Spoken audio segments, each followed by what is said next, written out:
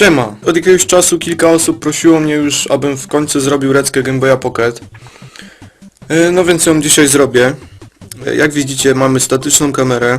Mamy takie ujęcia w stylu moich pierwszych odcinków.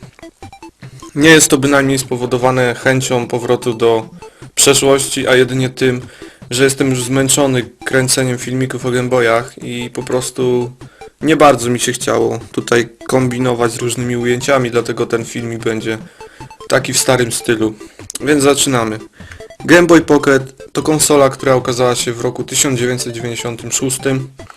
No i był to, trudno powiedzieć, następca. Była to po prostu odświeżona wersja Game Boya Classic, który już był dość przestarzały, który był na 4 baterie, który był bardzo duży. Więc Game Boy Pocket po prostu jest to ta sama konsola pozbawiona wad swojego poprzednika. Bowiem konsola jest malutka, najmniejsza ze wszystkich starych Game Boyów. Posiada duży ekran, większy niż w Game Boyu Classic i znacznie większy niż w Game Boyu Color. No i tak, pierwsze wersje Pocketa nie posiadały tutaj diody, natomiast w wersjach późniejszych była tu już dioda sygnalizująca poziom baterii. No i tak, więc to jest ta pierwsza wersja. Tutaj jest, wiadomo, ekran jest duży.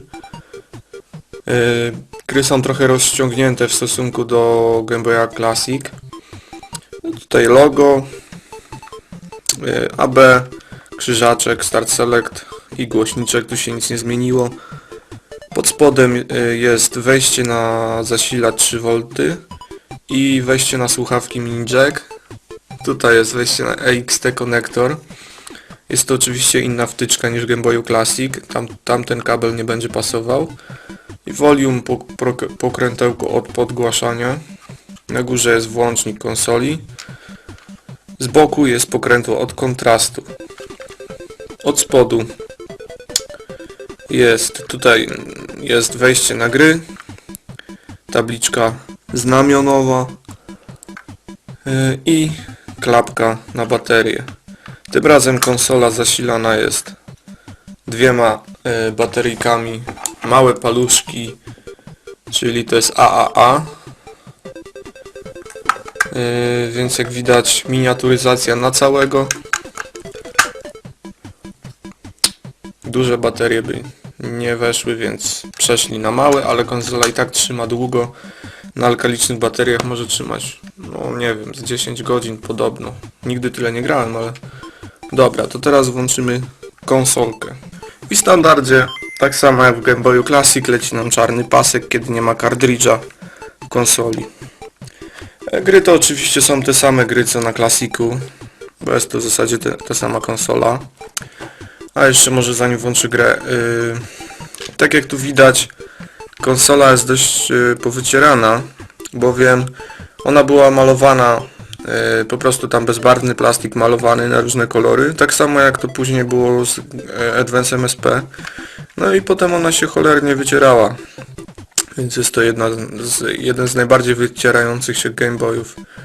Technicznie to chociaż jest ten sam system w zasadzie co Classic, to jednak Pockety są bardziej awaryjne od klasyków. Klasiki są bardziej wytrzymałe. I jeszcze dodam, że to był rok 96. Na początku tam w kwietniu 98 w Japonii, tylko w Japonii wyszedł Game Boy Light, który był w zasadzie Pocketem z dodanym podświetleniem ekranu. No i który dzisiaj jest takim rarytasem kolekcjonerskim, którego ja nie mam i nigdy miał nie będę. Bo jest on po prostu bardzo drogi i jego zakup jest zupełnie nieopłacalny, więc nawet nie chcę się w to bawić. Dobra, to teraz włączę jakąś grę. Włączę Team Tibet, jakąś gównianą platformówkę totalnie do dupy. Gra siedzi tak, jak widać. Trochę tam wystaje tutaj na krawędziach. Dobra, włączamy. Więc jak już jest kartridż w konsoli, to jest napis Nintendo. No i nam się włącza gra. Tutaj troszkę refleksy świetlne będą się odbijać, ale to długo ta prezentacja nie potrwa. No wiadomo. Grafika jest taka też czarno-biała. Trochę ekran jest znacznie lepszej jakości niż ekran klasika, no bo tamten, to pamiętacie, był taki zielony. Ten jest po prostu szary, normalna czerni biel. No i jest większy, gry są troszkę rozciągnięte. No ale wszystko widać dobrze, także tutaj nie ma lipy.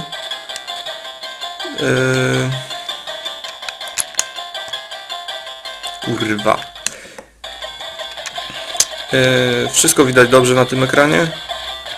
Tyle, że on ma też takie nie za dobre odświeżanie, bo na przykład jak gramy w coś bardzo szybkiego, na przykład jakbyśmy grali w Tetrisa na największej prędkości, no to te bardzo szybko spadające klocki zostawiają za sobą takie smużki. To są właśnie smugi, bo nie nadąża z odświeżaniem. Dobra, więc to jest typowa gra. No może nie typowa, bo to jest gówno, a nie gra. No to jest Game Boy Pocket. Ostatni Game Boy, jakiego zrecenzowałem. Zrobię jeszcze taki filmik podsumowujący o wszystkich Game Boyach. I to będzie już naprawdę koniec. Bo jak zauważyliście, jak na początku był to kanał głównie o Game Boyach, tak teraz jest ich bardzo mało, no bo ten temat już mnie zmęczył, naprawdę. Dostaję czasem różne wiadomości z pytaniami na temat Game Boyów, zawsze staram się na nie odpowiadać. Aczkolwiek no sam jestem już tym dość zmęczony i już mnie to tak nie rajcuje, szczerze mówiąc, więc będę się zbliżał do zakończenia tematu Game Boyów raz na zawsze. Ale jeszcze jeden filmik będzie na pewno, więc czekajcie. A dzisiaj dzięki za uwagę i cześć.